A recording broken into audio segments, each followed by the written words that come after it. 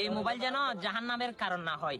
হ্যাঁ, হাসরের ময়দানে আপনি আল্লাহর নির্দেশে জাহান্নামের দিকে আপনার আমলনামা দেখে আল্লাহ বলল, যাও তুমি জাহান্নামে যাও।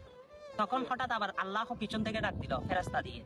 তখন আবার জিজ্ঞেস করলেন, আপনি আল্লাহ আমাকে ডাক দিলেন কেন, আমি তো জাহান্নামী। তখন আমার আল্লাহ বলে, আবার হঠাৎ দেখলাম তোমার আমলনামায় কিসে জানি ভরে গিয়েছে, তুমি এখন জান্নাতে চলে যাও।